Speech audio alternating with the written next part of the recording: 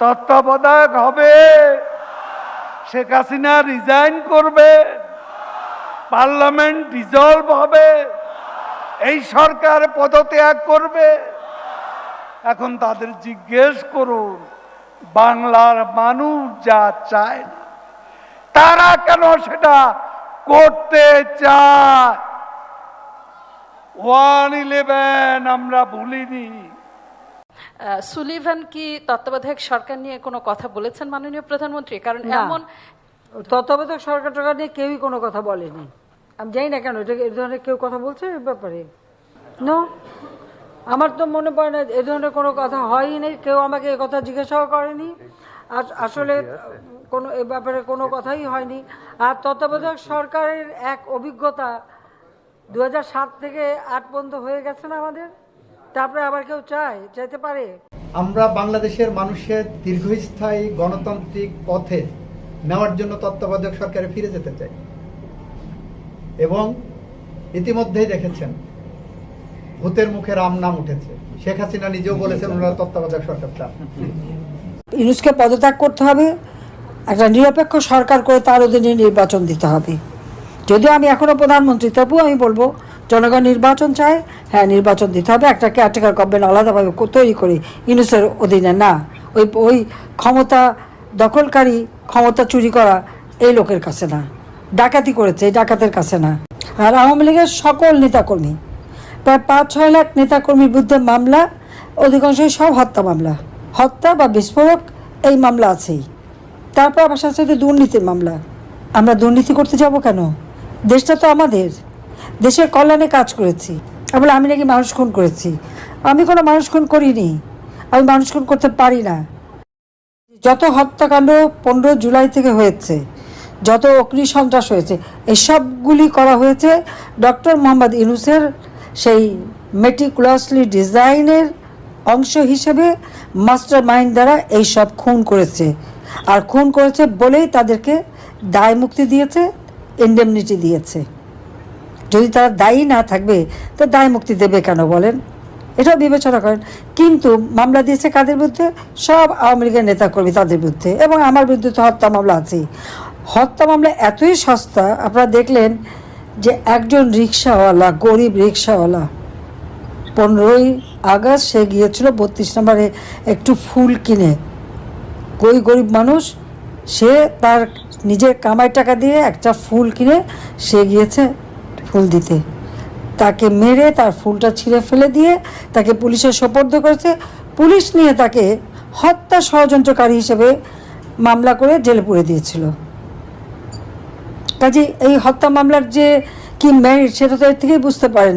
জনগণ তো এখান থেকে তাদের বোঝা উচিত যে যাকে ইচ্ছা তাকে, সবার বিরুদ্ধে হত্যা মামলা। চিফ জাস্টিস ছিলেন সাবেক চিফ জাস্টিস খায়রুল হক সাহেব, তাকে হাত করা পরিয়ে তার বিরুদ্ধে হত্যা মামলা। আর আওয়ামী লীগের সকল নেতাকর্মী, প্রায় 5-6 লাখ নেতাকর্মীর বিরুদ্ধে মামলা, অধিকাংশই সব হত্যা মামলা, হত্যা বা বিস্ফোরক এই মামলা আছেই। তারপর আবার সাথে সাথে দুর্নীতির মামলা। আমরা দুর্নীতি করতে যাব কেন? দেশটা তো আমাদের, দেশের কল্যাণে কাজ করেছি, প্রত্যেকটা মানুষের জীবন মান উন্নতি করেছি, নিজের ভাগ্য করতে তো যায়নি। হ্যাঁ, আমাদের উপরে দুর্নীতির অভিযোগ, ওয়ার্ল্ড ব্যাংকও তো অভিযোগ এনেছিল। আমি, আমার পরিবার, জয়, পুতুল, রানা, তাদের বাচ্চারা সবার বিরুদ্ধে তো কই তদন্ত করেছে। কানাডা ফেডারেল কোর্টে মামলা করেছিল, সব এই মামলার রায়ে স্পষ্ট বলেছে সমস্ত অভিযোগ ভুয়া। আমরা জাতির পিতা বঙ্গবন্ধু শেখ মুজিবের কন্যা, আমরা সেই পরিবার। আমরা এখানে দুর্নীতি করতে আসিনি, আমরা জনগণের কল্যাণ করতে ভাগ্য পরিবর্তন করেছি, সেটাই সম্ভব। কিন্তু আজকে ইউনূস সে ক্ষমতায় কী করছে? আওয়ামী লীগের নেতা কর্মী, তাদের আত্মীয়, পরিবার পরিজন কাউকে বাদ দিচ্ছে না, সবার বিরুদ্ধে মামলা। মানে হয়রানি করার একটা সীমা থাকে। আজকে বঙ্গবন্ধুর নাম নেওয়া যাবে না, আওয়ামী লীগ নিষিদ্ধ, আওয়ামী লীগের নিবন্ধন বাতিল করে দেয়। কত বড় দুঃসাহস! আরে আওয়ামী লীগ না থাকলে তো দেশ স্বাধীনই হতো না। আর স্বাধীন দেশ না পেলে ইউনূস সাহেব আজকে অবৈধভাবে যেভাবে ক্ষমতায় বসে তো বেশ মজা করে খাচ্ছেন, ক্ষমতা ভোগ করছেন। দেশের মানুষের জন্য কিছু না করলেও নিজের জন্য করেছে।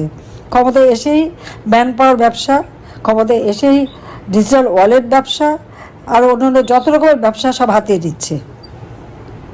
যে প্রজেক্ট আমি 160 কোটি টাকা, সেটাকে 300-350 কোটি টাকার করে দিয়ে পয়সা বানাচ্ছে। শেয়ার মার্কেটের 90,000 কোটি টাকা উধাও। সমস্ত ব্যাংকগুলি আজকে দেউলিয়া হওয়ার পথে, সব টাকা পয়সা পাচার। গ্রামীণ ব্যাংকের পুরা, এটা তো সরকারের পয়সায়, সেটার মালিকানাও নিয়ে নিয়েছে। টেলিকমিউনিকেশনের ব্যবসাটা আমি দিয়েছিলাম, লেবারদের টাকা মেরে খেয়েছে। সেই লেবাররা মামলা করেছে, সেই মামলায় লেবার কোর্টে ইউনূসের সাজা হয়েছে। ইউনূস কিন্তু লেবার কোর্টে সাজাপ্রাপ্ত, দণ্ডপ্রাপ্ত আসামি। আজ দুর্ভাগ্য, সেই দণ্ডপ্রাপ্ত আসামি এখন বাংলাদেশের ক্ষমতায় বসে সবাইকেই দণ্ড দিয়ে বেড়াচ্ছে, সবাইকেই মামলা দিয়ে বেড়াচ্ছে। অবৈধভাবে ক্ষমতা দখলকারী সব নির্দেশই অবৈধ, এটা মনে রাখতে হবে, এবং এর বিচার ইনশাল্লাহ একদিন হবে। আজকে একদম স্পষ্ট কথা, আওয়ামী লীগের অগণিত নেতা কর্মী, তাদেরকে গ্রেপ্তার শুধু না, যারা মুক্তিযোদ্ধা সিনিয়র নেতারা, তাদের হাতে হাত করা পরিয়ে পরিয়ে নিয়ে যায়। তাদের জেলখানায় ডিভিশনটা দেয় না, দুটো কম্বলের মধ্যে কম্বল বিছিয়ে দেয়, সেখানে থাকতে হয়। তাদের উপরে চরম নির্যাতন চলছে এবং অনেকেই মারা যাচ্ছে। যখন মুমূর্ষু অবস্থা হয় তখন তাদেরকে হাসপাতালে নিয়ে বলে হার্ট ফেল। 30 জন জেল কিলিং হয়ে গেছে ইতিমধ্যেই, এবং এখনও জানি তারা আছে, প্রত্যেকের শারীরিক অবস্থা খুব খারাপ, কিন্তু তাদের ডাক্তার পর্যন্ত দেখাতে দেয় না। বাড়িতে খাবার, একবার এই জেলে, একবার ওই জেলে, একবার ওই জেলে, তাদেরকে সেভাবে ঘুরে বেড়াচ্ছে। আওয়ামী লীগের অপরাধটা কী? আওয়ামী লীগের নেতাকর্মীরা জনগণের জন্য কাজ করেছে। আওয়ামী লীগ এদেশের স্বাধীনতা এনেছে, স্বাধীনতা এনেছে বলেই না আজকে সবাই এত পদ পদবি পাচ্ছে। তার নয়তো পাকিস্তান আমলে থাকলে তো পাকিস্তানিদের হাতে লাঠির ঝাঁটাই খেতে হতো তাদের। এটা তারা ভুলে যায় কেন? এই পরাধীনতার নাগপাশ থেকে জাতির পিতা বঙ্গবন্ধু শেখ মুজিবই তো মুক্তি দিয়ে গেছেন। আজকে তার নাম নেওয়া যাবে না। 32 নম্বর ভেঙে দিয়েছে, যে কেউ 32 নম্বরে গেলে প্রশ্ন করে। প্রশ্নটা কে করে? তাদের কি অধিকার আছে? বলে আমি নাকি মানুষ খুন করেছি। আমি কোনো মানুষ খুন করিনি, আমি মানুষ খুন করতে পারি না। এই ছাত্রতা আন্দোলন শুরু করেছিল সেই জুলাই মাস থেকে। জুলাই মাস থেকে 14 জুলাই পর্যন্ত কই একটা ছেলের গায়ে বা মেয়ের গায়ে তো টোকা পড়েনি, তাদের গায়ে তো কেউ হাত দেয়নি। 15 জুলাই থেকে এরাই তো মানুষ হত্যা শুরু করেছে। পুলিশ মেরে পা বেঁধে ঝুলে রাখা, আওয়ামী লীগ নেতাকর্মী তাকে হত্যা করে পা বেঁধে ঝুলিয়ে রাখা, তাদেরকে পিটিয়ে পিটিয়ে মারা। এবং সেই জুলাই 15 থেকে এ পর্যন্ত কত শত লোক মারা গেছে, তার অধিকাংশই আওয়ামী লীগ বা স্বাধীনতা মুক্তিযোদ্ধা। যুদ্ধ অপরাধী তাদেরকে ছেড়ে দেয়, তাদের গলায় ফুলের মালা ওঠে। আর আমার যারা মুক্তিযোদ্ধা তাদের গলায় জুতো মালা দিয়ে অপমান করে। যারা নিজের জীবনের সব কিছু ত্যাগ করে স্বাধীনতা এনে দিল, আজকে তাদেরকে নিয়ে অপমান করা হয়। আর কত, গোপালগঞ্জে তো রীতিমতো গণহত্যা চালিয়েছে, সরাসরি হুকুম দিয়েছে গুলি করো, গুলি করে মারো, মেরে তার ওই সমন্বয়কদের উদ্ধার করো। কই আমি তো এরকম কোনো অর্ডার কাউকে দেইনি। তাহলে বিচার কার হওয়া উচিত? এই হত্যাকাণ্ডের জন্য বিচার তো ইউনূসের হওয়া উচিত। তার মেটিকুলাস ডিজাইন, যে কথা সে একটা ক্লিন্টন ফাউন্ডেশনের মিটিংয়ে বসে খুশি মনে বলে, যে মেটিকুলাস ডিজাইন করে এই আন্দোলন মাস্টার মাইন্ড দ্বারা ঘটিয়ে, অর্থাৎ এই হত্যাকাণ্ড ঘটিয়ে শেখ হাসিনাকে ক্ষমতা থেকে হটাতে পেরেছে এবং সে ক্ষমতা দখল করতে পেরেছে। খুব গর্ব, নিজে আবার হাততালি দেয় আর তার মাস্টার মাইন্ডকে পরিচয় করিয়ে দেয়। সেদিনই তো বোঝা গেছে যে এই হত্যাকাণ্ডের সঙ্গে ইউনূস সরাসরি জড়িত, এবং তার ওই সমন্বয় মাস্টার মাইন্ড তারা জড়িত। বিচার তাদের হবে, হত্যার বিচার। আমি কাউকে হত্যা করিনি, করতে পারি না। আমার নিজের বাবা মা ভাইদের যারা হত্যা করেছে তাদের তো আমি সাধারণ আইনে বিচার করেছি, ইনডেমনিটি অর্ডিন্যান্স বাতিল করে দিয়ে তাদের বিচার করেছি, যুদ্ধ অপরাধীদের বিচার করেছি, যারা 30 লক্ষ শহীদ হত্যা করেছে, যারা পাকিস্তান হানাদার বাহিনীর দোষর ছিল, যারা আমার লক্ষ লক্ষ মা বোনদেরকে পাকিস্তানি হানাদার বাহিনীর হাতে তুলে দিয়েছে, দিনের পর দিন তাদের উপর পাশবিক অত্যাচার হয়েছে, তাদের বিচার করেছি। প্রায় 3 কোটি ঘর বাড়ি জ্বালিয়ে পুড়িয়ে দিয়েছে, তাদের বিচার করেছি। বিচার করতেই হবে তো, এটা সারা বিশ্বে হয় এই বিচার। আজকে সেই কোর্টে আবার আমাদের বিচার। 73 সালে যে আইন হয়েছিল আইসিটির, সেটা আবার তারা এক্সিকিউটিভ পাওয়ার দিয়ে সংশোধন করেছে, এটা সংশোধন হয় না, সম্পূর্ণ ইললিগাল। আজকে যে আদালত তারা স্থাপন করেছে সেখানে চেয়ারম্যান থেকে শুরু করে চিফ প্রসিকিউটর, তারা কারা? তারা তো যখন আমরা যুদ্ধাপরাধীদের বিচার করি তাদের ডিফেন্সে ছিল, তাহলে তারা কী করে এখানে চিফ প্রসিকিউটর হতে পারে বা চেয়ারম্যান হতে পারে? সম্পূর্ণ অবৈধভাবে শুধুমাত্র গায়ের জোর দেখিয়ে, ওই সন্ত্রাসী জঙ্গিদের জোর দেখেই ইউনূস এই অপকর্ম করে যাচ্ছে। কাজে আমার কথা একটা স্পষ্ট, আমরা ইতিমধ্যে 21 দফা কর্মসূচি দিয়েছি। গণতন্ত্র প্রতিষ্ঠা করতে হবে। জনগণের ভোটের অধিকার কেড়ে নিয়ে ক্ষমতায় বসেছে ইউনূস। জনগণের ভোটের অধিকার জনগণের হাতে ফিরিয়ে দিতে হবে।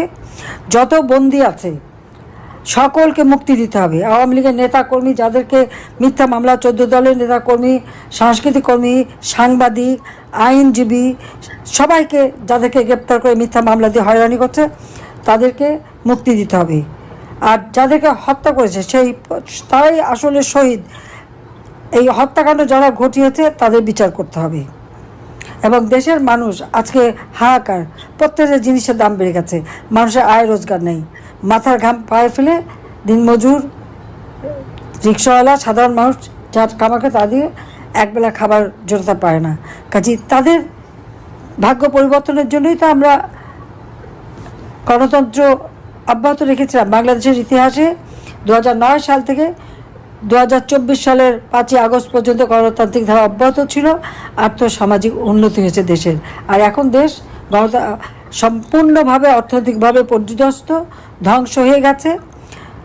যেখানে আমি 5 কোটি মানুষকে নিম্নবিত্ত থেকে মধ্যবিত্তে উন্নীত করেছিলাম, আজকে আবার তারা নিম্নবিত্তে চলে যাচ্ছে। যেখানে অতি দরিদ্রের হার 25.1 ছিল, আমি 5 ভাগে নামিয়ে নিয়েছিলাম এবং বিনামূল্যে ঘর দিয়ে তাদেরকে জীবন জীবিকার ব্যবস্থা করে দিয়েছিলাম। আজকে আবার সেই অতি দরিদ্রের হার 10 ভাগের উপরে হয়ে গেছে। দারিদ্রের হার যেটা 41 ভাগ ছিল, আমি 18 ভাগে নামিয়ে এনেছিলাম, সেটা আবার প্রায় 25-30 ভাগে চলে গেছে। তাহলে প্রায় 1 কোটি মানুষ আজকে আবার সেই একেবারে দরিদ্রের পর্যায়ে পড়ে গেছে। 4 লক্ষ ছেলে মেয়ে লেখাপড়া করতে পারে না, পরীক্ষা দিতে পারে না, তাদের পড়াশোনার শিক্ষা অঙ্গনে সম্পূর্ণ অরাজকতা। তো এই অবস্থা থেকে দেশকে মুক্ত করার জন্য স্বাধীনতা বিশ্বাসী গণতান্ত্রিক শক্তি সবাইকে ঐক্যবদ্ধ হতে হবে। এবং প্রবাসে যারা আছেন, আমি বলবো আপনারা স্ব দেশে সেখানকার গণতান্ত্রিক সরকার, তাদের কাছে বাংলাদেশের এই চিত্র তুলে ধরে সেখানে তাদের এটা দেখাতে হবে যে আজকে আমরা যে গণতন্ত্র প্রতিষ্ঠা করেছিলাম, গণতন্ত্রের মাধ্যমে আমরা যে অর্থনৈতিক, রাজনৈতিক, অর্থনৈতিক, সামাজিক, সাংস্কৃতিক উন্নতি দেশে করেছিলাম, আজকে সব কিছু ভুলুণ্ঠিত হয়ে গেছে। বাংলাদেশের মানুষ মনে হয় যেন একটা বড় কারাগারে বন্দী। নারীরা ঘর থেকে বেরোতে পারে না, তাদের জীবনে কোনো নিরাপত্তা নাই, কারো জীবনের নিরাপত্তা নাই। এই অবস্থার অবসান ঘটাতেই হবে। তার জন্য সকলকে ঐক্যবদ্ধ হতে হবে, সোচ্চার হতে হবে এবং ইউনূসকে পদত্যাগ করতে হবে। একটা নিরপেক্ষ সরকার করে তার অধীনে নির্বাচন দিতে হবে। যদিও আমি এখনও প্রধানমন্ত্রী, তবুও আমি বলবো জনগণ নির্বাচন চায়, হ্যাঁ নির্বাচন দিতে হবে। একটা কেয়ারটেকার গভর্নমেন্ট আলাদাভাবে তৈরি করে ইউনূসের অধীনে না, ওই ক্ষমতা দখলকারী, ক্ষমতা চুরি করা এই লোকের কাছে না, ডাকাতি করেছে এই ডাকাতের কাছে না। তো সবাই ভালো থাকেন, সুস্থ থাকেন আর দেশের মানুষের পাশে দাঁড়ান এবং আমাদের প্রবাসীরা যথেষ্ট সহযোগিতা করছে, সবাইকে আমার আন্তরিক ধন্যবাদ জানাচ্ছি। খোদা হাফিজ। জয় বাংলা, জয় বঙ্গবন্ধু, বাংলাদেশ চিরজীবী হোক। এটা হাস্যকর এই দেশের জনগণের জন্য হাস্যকর। এই যে এই পত্রিকাটা দেখছেন, তোফায়েল আহমেদ সাহেব বলছে কেন তত্ত্বাবধায়ক সরকার প্রয়োজন। পত্রিকাটা পাবেন বেশ কয়েকদিনের সংগ্রাম নাম। তোফায়েল আহমেদ সাহেবের ইন্টারভিউ 2 দিন বেরিয়েছে পত্রিকায়। আজকে আমরা যা বলছি, তোফায়েল আহমেদ সাহেব একই কথা বলেছে কেন তত্ত্বাবধায়ক সরকার প্রয়োজন।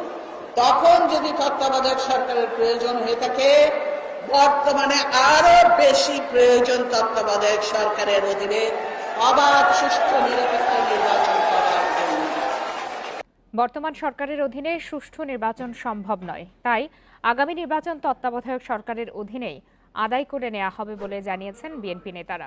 বিকালে বরিশাল জেলা স্কুল মাঠে দলের বিভাগীয় সমাবেশে তারা এসব কথা বলেন। এ সময় জিয়াউর রহমানের খেতাব কেড়ে নেয়ার উদ্যোগের কঠোর সমালোচনা করেন বিএনপি নেতারা। সমাবেশে বরিশাল বিভাগের 6 জেলার বিপুল সংখ্যক নেতাকর্মী অংশ নেন। সভায় প্রধান অতিথি হিসাবে বক্তব্য রাখেন বিএনপির জাতীয় নির্বাহী কমিটির ভাইস চেয়ারম্যান হাফিজউদ্দিন আহমেদ। এছাড়া ইশরাক হোসেন, তাবিথ আওয়াল, রাজশাহীর সাবেক মেয়র মোসাদ্দেক হোসেন বুলবুল সহ 6টি সিট নির্বাচনের পরাজিত প্রার্থীরা নির্বাচনী অভিজ্ঞতা তুলে ধরে বক্তব্য দেন। সভা চলাকালে ছাত্রদলের দুই পক্ষের মধ্যে একাধিকবার ধাওয়া পাল্টা ধাওয়া হয়। সমাবেশকে কেন্দ্র করে নগরীতে নেওয়া হয় ব্যাপক নিরাপত্তা। পঞ্চদশ সংশোধনী বাতিল চাই, আমরা তত্ত্বাবধায়ক সরকারের পুনর্বহাল চাই এবং একটি নিরপেক্ষ তত্ত্বাবধায়ক সরকারের অধীনে জাতীয় সংসদ নির্বাচনের মাধ্যমে একটি জনগণের সরকার প্রতিষ্ঠা হবে, সেই দাবি জানায়। জিয়াউর রহমানের খেতাব তারা বাতিল করতে চায়। যে ব্যক্তি জীবন উৎসর্গ করে একটি মহাযুদ্ধের সূচনা করেছেন, জনযুদ্ধের সূত্রপাত ঘটিয়েছেন, দেশের রাষ্ট্রপতি হিসেবে কোটি কোটি মানুষের ভালোবাসা নিয়ে বিদায় হয়েছেন, আজকে এই ধরনের একজন মহান মুক্তিযোদ্ধার খেতাব কেড়ে নিতে চায়। বিএনপি তত্ত্বাবধায়ক সরকার ছাড়া বাংলাদেশে আর কোনো নির্বাচন হতে দেবে না, এমনটাই বলেছেন বিএনপির স্থায়ী কমিটির সদস্য গয়েশ্বর চন্দ্র রায়। বুধবার বিকেলে নবাবগঞ্জে ঢাকা জেলা বিএনপির ইফতার ও দোয়া মাহফিলে অংশ নেন গয়েশ্বর চন্দ্র রায়। এ সময় তিনি বলেন, সরকারের পতন ছাড়া জনগণ ঘরে ফিরে যাবে না। অচিরেই বিএনপি ভারপ্রাপ্ত চেয়ারম্যান তারেক রহমান দেশে ফিরে আসবেন। এই সময়ে বিএনপি ভাইস চেয়ারম্যান আব্দুল আওয়াল বিন্টু আগামী রমজানে তারেক জিয়াকে নিয়ে ইফতারে বসবেন বলে ঘোষণা দেন। অনুষ্ঠানে বিএনপির কেন্দ্রীয় ও স্থানীয় নেতাকর্মীরা উপস্থিত ছিলেন।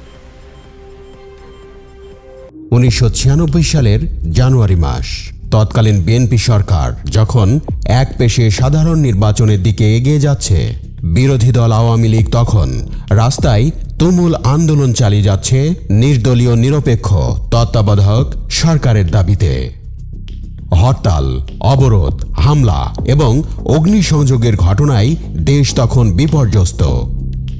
1994 সালে মাগুরা জেলায় একটি উপনির্বাচনে জালিয়াতির অভিযোগ এনে তৎকালীন বিরোধী দল আওয়ামী লীগ নির্দলীয় নিরপেক্ষ সরকারের দাবিতে আন্দোলন শুরু করে। নানা কর্মসূচি পালনের মধ্য দিয়ে এগিয়ে যেতে থাকে আওয়ামী লীগ। আন্দোলন শুরুর 9 মাসের মধ্যেই জাতীয় সংসদ থেকে পদত্যাগ করেন আওয়ামী লীগের সংসদ সদস্যরা। তাদের মতো জামাত ইসলামী এবং জাতীয় পার্টির এমপিরাও পদত্যাগ করেন। 1995 সালের পুরো বছর জুড়ে হরতাল এবং অবরোধ সহ নানা রাজনৈতিক কর্মসূচি দেয় আওয়ামী লীগ। 1996 সালের 15 ফেব্রুয়ারি একতরফা নির্বাচন যতই এগিয়ে আসতে থাকে, বিরোধী দলগুলোর আন্দোলনের তীব্রতাও বাড়তে থাকে। 15 ফেব্রুয়ারি নির্বাচন অনুষ্ঠানের জন্য তৎকালীন প্রধানমন্ত্রী খালেদা জিয়া দেশের বিভিন্ন জায়গায় সমাবেশ করতে থাকেন। খালেদা জিয়া যেখানে সমাবেশ করতে যাচ্ছিলেন, সেখানেই হরতালে ডাক দেয় আওয়ামী লীগ। খালেদা জিয়া তার নির্বাচনী এলাকা ফেনীতে সমাবেশ করতে গেলে সেখানেও তিনি প্রতিকূল পরিস্থিতিতে পড়েন। সেখানে বিরোধী দলগুলো হরতালে ডাক দেয় এবং কালো পতাকা প্রদর্শন করে। পরিস্থিতি অবনতি হওয়ায় ফেনীতে দুটো সমাবেশ বাতিল করতে বাধ্য হন তৎকালীন প্রধানমন্ত্রী খালেদা জিয়া। রাজনৈতিক সহিংসতা সারা দেশে ছড়িয়ে পড়তে থাকে। বিভিন্ন জেলায় বিএনপি নেতাদের বাড়ি কিংবা অফিসে হামলা হয়। রাজশাহীর তৎকালীন মেয়র মিজানুর রহমান মিনুর বাড়িতে বোমা হামলা হয়। খালেদা জিয়া রাজশাহীতে সমাবেশ করতে গেলে সেখানে তার সমাবেশের কাছেই বোমা হামলায় একজন পুলিশ সদস্য নিহত হয়। এমনকি প্রধানমন্ত্রীর গাড়িবহর লক্ষ্য করে বোমা নিক্ষেপ করা হয় বলে বিভিন্ন সংবাদপত্রে খবর প্রকাশিত হয়েছিল। বিভিন্ন জায়গায় আওয়ামী লীগের সমাবেশ ও মিছিলেও হামলা চালায় ক্ষমতাসীন দলের কর্মীরা। এছাড়া পুলিশও হামলা চালিয়েছিল নানাভাবে। বিরোধী দলগুলোর তীব্র আন্দোলনে সরকারের ভেতরে উদ্বেগও বাড়তে থাকে। কিন্তু একতরফা নির্বাচন অনুষ্ঠানের জন্য বিএনপি সরকার ছিল অবিচল। তৎকালীন প্রধানমন্ত্রী খালেদা জিয়া সাংবাদিকদের বলেন যে, বিরোধী দল যেসব বিশৃঙ্খলা ও নৈরাজ্য সৃষ্টি করেছে তাতে তিনি মোটেও বিচলিত নন। তিনি বলেন, সাংবিধানিক ধারাবাহিকতা রক্ষার জন্য এই নির্বাচন করতে হচ্ছে। আওয়ামী লীগের তীব্র আন্দোলনে সড়ক, নৌ এবং রেল যোগাযোগ বিপর্যস্ত হয়ে পড়ে। নির্বাচন প্রতিহত করার জন্য 1996 সালের 14 ও 15 ফেব্রুয়ারি লাগাতার হরতালের ডাক দেয় আওয়ামী লীগ। আওয়ামী লীগের পাশাপাশি জামাত ইসলামী, জাতীয় পার্টি এবং জাসদ কর্মসূচি ঘোষণা করে। আওয়ামী লীগের হরতালে ঢাকা, চট্টগ্রাম, রাজশাহী, খুলনা, বরিশাল, দিনাজপুর, রংপুর সহ বিভিন্ন জায়গায় জীবনযাত্রা প্রায় অচল হয়ে যায়। এমন অবস্থায় 1996 সালের 15 ফেব্রুয়ারি ষষ্ঠ জাতীয় সংসদ নির্বাচন অনুষ্ঠিত হয়। নির্বাচনের দিন বিভিন্ন জায়গায় সহিংসতায় অন্তত 10 জনের নিহত হবার খবর প্রকাশিত হয় সংবাদপত্রে। একতরফা সেই নির্বাচনে ভোটার উপস্থিতি ছিল খুবই নগণ্য। নির্বাচনের পর তৎকালীন প্রধান নির্বাচন কমিশনার বিচারপতি এ.কে.এম. সাদেক সাংবাদিকদের বলেন, কত শতাংশ মানুষ ভোট দিয়েছে সেটি বড় কথা নয়, নির্বাচন অনুষ্ঠিত হয়েছে সেটাই আসল কথা। 300 আসনের মধ্যে নির্বাচন অনুষ্ঠিত হয়েছিল 250টি আসনে। 46টি আসনে একাধিক প্রার্থী না থাকায় বিএনপির প্রার্থীরা ভোটের আগেই নির্বাচিত হয়ে যান।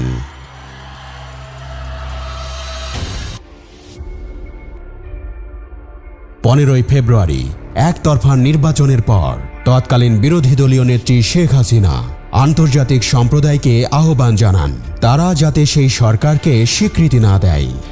সেই নির্বাচনের মাধ্যমে গঠিত সরকারকে অবৈধ সরকার হিসেবে বর্ণনা করেন শেখ হাসিনা। একই সাথে আওয়ামী লীগের রাস্তার কর্মসূচিও চলমান থাকে। আওয়ামী লীগ টানা 108 ঘন্টার অসহযোগ আন্দোলনের ডাক দেয়।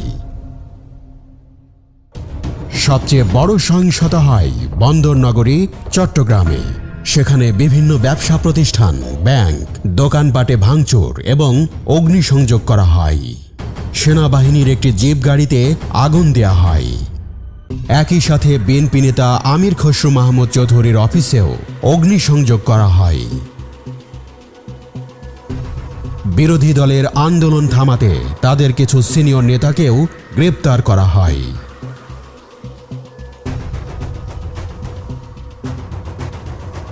বাইশ মাসের রাজনৈতিক অচল অবস্থার পরেও সরকার এবং বিরোধী দল কোনো ফলপ্রসূ আলোচনা করতে পারেনি। 1996 সালের জানুয়ারি মাসে নিউ ইয়র্ক টাইমসের প্রতিবেদনে বলা হয়, ঢাকায় নিযুক্ত মার্কিন রাষ্ট্রদূত ডেভিড এন মেরিল বিএনপি এবং আওয়ামী লীগের মধ্যে রাজনৈতিক মধ্যস্থতার চেষ্টা করেছেন, কিন্তু তাতে রাজনৈতিক বিবাদের কোনো মীমাংসা হয়নি। বিএনপি এবং আওয়ামী লীগের মধ্যে তখন পর্দার আড়ালে রাজনৈতিক আলাপ আলোচনা চলছে মাঝে মধ্যে। পর্দার আড়ালে দুপক্ষের মধ্যে বিভিন্ন আলাপ আলোচনার পেছনে মুখ্য ভূমিকা পালন করেছেন ঢাকায় নিযুক্ত তৎকালীন মার্কিন রাষ্ট্রদূত। দুপক্ষের মধ্যে সমঝোতা হলেও নির্বাচনের তারিখ পিছিয়ে দেবার আলোচনা ওঠে। এমন অবস্থায় নির্বাচন কমিশন নির্বাচনের তফসিল ঘোষণা করে এবং 7 ফেব্রুয়ারি ভোট গ্রহণের দিন ধার্য করা হয়। জানুয়ারি মাসের প্রথম সপ্তাহে আওয়ামী লীগের 3 নেতা আমির খসরু, তোফায়েল আহমেদ এবং মোহাম্মদ নাসিম রাষ্ট্রপতি আব্দুর রহমান বিশ্বাসের সাথে দেখা করেন। রাজনৈতিক সংকট নিরসনের জন্য তারা প্রেসিডেন্টকে আহ্বান জানান। প্রেসিডেন্টের সাথে সাক্ষাৎ করে আওয়ামী লীগ নেতারা বলেন, খালেদা জিয়া প্রধানমন্ত্রী হিসেবে ক্ষমতায় থাকার কারণে সংকটের সমাধান হচ্ছে না।